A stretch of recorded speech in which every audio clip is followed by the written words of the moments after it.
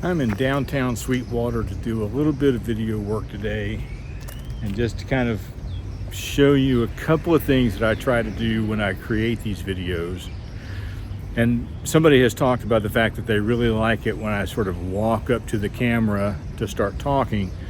Well, one of the things that you can do is to film something like this, and then while I'm talking, start an area of me walking to the camera so that I can edit the audio together, so that when I get to a stopping place here, it just automatically picks up here. Now, one of the things to keep in mind too is that when I'm filming with my sunglasses on, it really doesn't matter where I look, but I'm videoing right now with a selfie camera. And if I'm one of those people that continually look at myself in the screen while I'm talking, I'm not looking at you.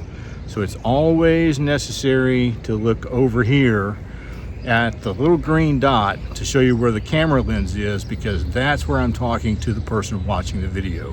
Another little trick that I do, because usually I'm trying to use the regular camera, not the selfie camera, to record, the quality is just better. And so I will make a little short clip like this. Once I get my tripod set up, I'll just start recording, walk around, make sure that you can see me, and see at least most of me. And then I know I've got it set up where I can start talking. The other thing is that I've got a little scene over here. I'm going to film it 3 different ways. One is just regular camera speed, me walking down the sidewalk. I've got something kind of interesting here with the bench and the little awning over here. It's actually across the street from me, so I've got my camera set up between a couple of cars. I'm going to film it at regular speed, and then I'm going to film it at 60 frames per second and slow it down. And then I'm going to film it at 120 frames per second and show you the difference that the frame rates make, because some things, 60 is sort of my favorite. Some things just need to be slowed down. Now I'm filming almost everything at 30 frames per second, so the 60 frames per second shot is marked down 50%. The 120 frames per second shot is marked down 75%. To get to where, actually maybe more like 80%, but to get the really slow motion.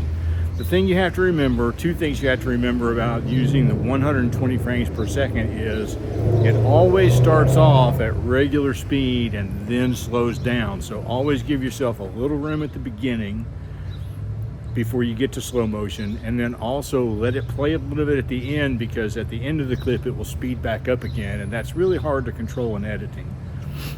The other thing that I'm doing as well here is I'm making sure, because I don't have a microphone, I'm making sure I'm about a foot away from the camera so that the ambient noise, the cars, and there's no wind here. I chose this spot because I'm out of the wind.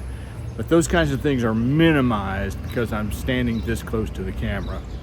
The last thing I'll tell you about shooting these kinds of clips is when I'm using B-roll, I know that my B-roll clip in the video is going to wind up being somewhere between 2 and 4 seconds. 4 seconds is really long. So 2 to 3 seconds, but sometimes 4 depending on what I'm shooting.